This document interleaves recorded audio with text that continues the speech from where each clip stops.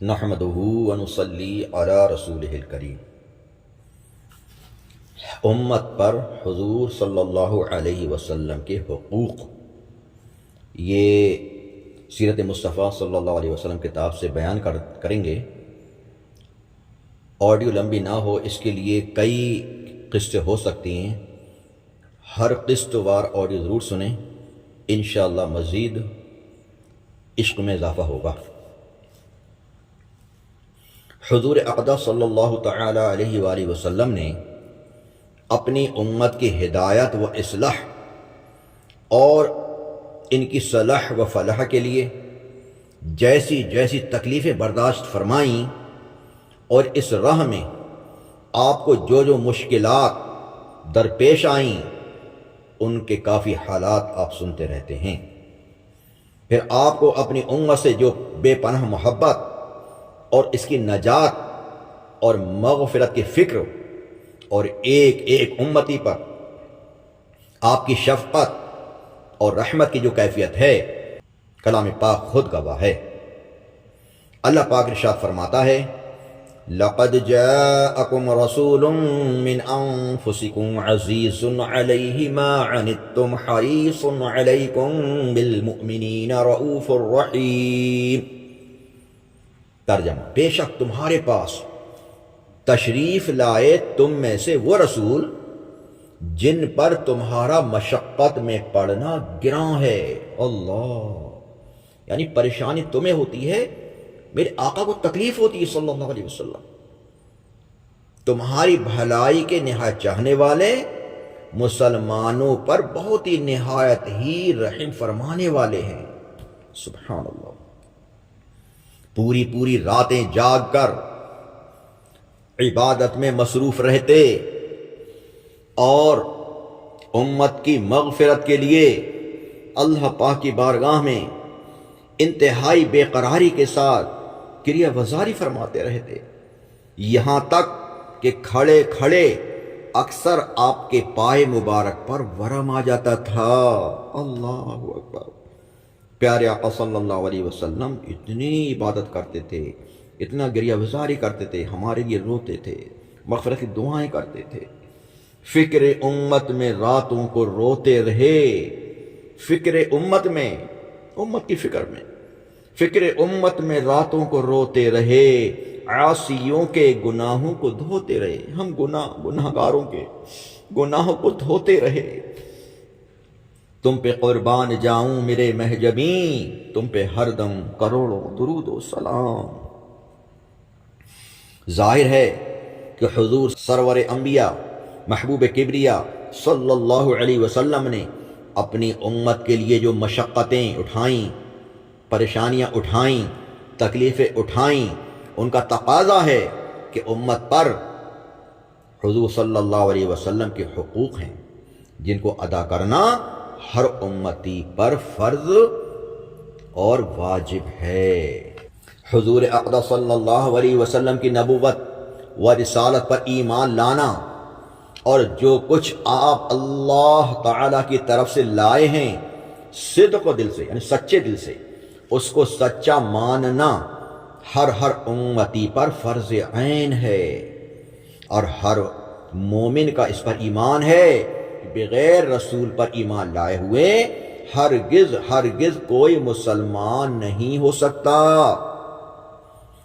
قرآن پاک میں اللہ پاک ارشاد فرماتا ہے، وَمَن لَّمْ يُؤْمِن بِاللَّهِ وَرَسُولِهِ فَإِنَّا أَعْتَدْنَا لِلْكَافِرِينَ سَعِيرًا۔ ترجمہ، جو اللہ اور اس کے رسول پر ایمان نہ لایا تو یقیناً ہم نے کافروں کے لیے بھڑکتی ہوئی آگ تیار کر رکھی ہے۔ اس آیت نے نہایت وضاحت اور صفائی کے ساتھ یہ فیصلہ کر دیا کہ جو لوگ رسول کی رسالت پر ایمان نہیں لائیں گے، وہ اگرچہ خدا کی توحید کا عمر بھر ڈنکا بجاتے رہیں، ساری زندگی توحید کا ڈنکا بجاتے رہیں، مگر وہ کافر اور جہنم ہی رہیں گے۔ اس لیے اسلام کا بنیادی کلمہ یعنی کلمہ طیبہ لا الہ الا اللہ محمد الرسول اللہ ہے، یعنی مسلمان ہونے کے لیے خدا کی توحید اور رسول کی رسالت دونوں پر ایمان لانا ضروری ہے۔ محمد کی محبت دین حق کی شرط اول ہے۔ محمد کی محبت دین حق کی شرط اول ہے، اگر اسی میں ہو خامی تو سب کچھ نامکمل ہے۔ صلی اللہ تعالی علیہ وسلم، حضور اقدس صلی اللہ تعالی علیہ وسلم کی سیرت مبارکہ اور آپ کی سنت مقدسہ کی اتباع اور پیروی ہر مسلمان پر واجب اور لازم ہے۔ اللہ پاک ارشاد فرماتا ہے، قل ان کنتم تحبون اللہ فاتبعونی یحببکم اللہ ویغفر لکم ذنوبکم واللہ غفور الرحیم۔ ترجمہ، اے رسول فرما دیجئے کہ اگر تم لوگ اللہ سے محبت کرتے ہو تو میری اتباع کرو، اللہ تم کو اپنا محبوب بنا لے گا، سبحان اللہ، اور تمہارے گناہوں کو بخش دے گا، اور اللہ بہت زیادہ بخشنے والا اور رحم فرمانے والا ہے، سبحان اللہ۔ تو اللہ سے محبت کرنے کے لیے کیا ہونا چاہیے؟ پہلے پیارے آقا صلی اللہ علیہ وسلم کی اتباع ضروری ہے، آپ کی سنتوں پر عمل کرنا ضروری ہے، آپ کے بتائے ہوئے راستے پر چلنا ضروری ہے۔ اسی لیے آسمان امت کے چمکتے ہوئے ستارے، ہدایت کے چاند تارے، اللہ و رسول کے پیارے صحابہ کرام رضی اللہ عنہم آپ کی ہر سنت کریمہ کی اتباع اور پیروی کو اپنی زندگی کے ہر قدم پر اپنے لیے لازم الایمان اور واجب العمل سمجھتے تھے، اور بال برابر بھی کبھی کسی معاملے میں بھی اپنے پیارے رسول صلی اللہ علیہ وسلم کی مقدس سنتوں سے انحراف یا ترک گوارا نہیں کر سکتے تھے، یعنی کسی سنت کو چھوڑنا گوارا نہیں کر سکتے تھے۔ یہ تھے پیارے آقا صلی اللہ تعالی علیہ وسلم کے صحابہ اور ان کا عشق۔ امیر المومنین حضرت ابو بکر صدیق رضی اللہ عنہ نے اپنی وفات سے صرف چند گھنٹے پہلے ام المومنین حضرت عائشہ رضی اللہ عنہا سے دریافت کیا کہ رسول اللہ صلی اللہ علیہ وسلم کے کفن مبارک میں کتنے کپڑے تھے اور آپ کی وفات کس دن ہوئی؟ اس سوال کی وجہ یہ تھی کہ آپ کی یہ انتہائی تمنا تھی کہ زندگی کے ہر لمحے میں میں نے اپنے تمام معاملات میں حضور اکرم صلی اللہ علیہ وسلم کی مبارک سنتوں کی مکمل طور پر اتباع تو کی ہے، مرنے کے بعد کفن اور وفات کے دن میں بھی مجھے آپ کی اتباع نصیب ہو جائے، مجھے آپ کی اتباع سنت نصیب ہو جائے، کہ وہ دن بھی میرے لیے ہو، کپڑے بھی اتنے ہی مجھے دیے جائیں کفن میں، وغیرہ وغیرہ۔ ہائے ہائے۔ ایک مرتبہ حضرت ابو ہریرہ رضی اللہ عنہ کا گزر ایک ایسی جماعت پر ہوا جس کے سامنے کھانے کے لیے بھنی ہوئی مسلم بکری رکھی ہوئی تھی۔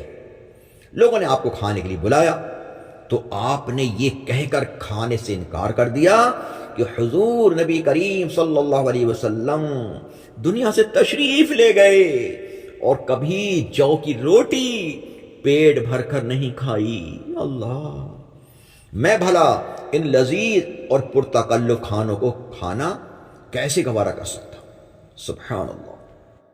پیارے اسلامی بھائیوں، آج ہم نے پیارے آقا صلی اللہ تعالی علیہ وسلم کے جو امت پر حقوق ہیں ان میں کچھ بیان کیے۔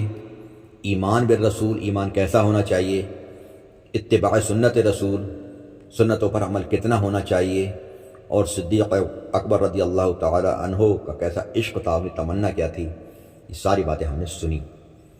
آڈیو بڑی ہو جائے گی اس لیے ہم یہیں پر اس کو اختتام کرتے ہیں، اور اگلی آڈیو میں ہم اطاعت رسول و دیگر بیان بھی سنیں گے۔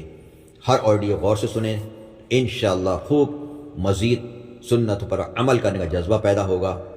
پیارے آقا صلی اللہ تعالی علیہ وسلم سے محبت کا اور اضافہ ہوگا اور انشاءاللہ خوب نیکیاں کرنے کا ذہن بنے گا۔ اللہ پاک ہمیں خوب خوب عمل کرنے کی توفیق عطا فرمائے، سچا عاشق رسول بنائے، اور کہنے والا نہیں بلکہ عمل کرنے والا سنی صحیح العقیدہ اہل سنت والجماعت پر ہمیں اللہ پاک قائم و دائم فرمائے۔ آمین بجاہ النبی الامین صلی اللہ تعالی علیہ وسلم۔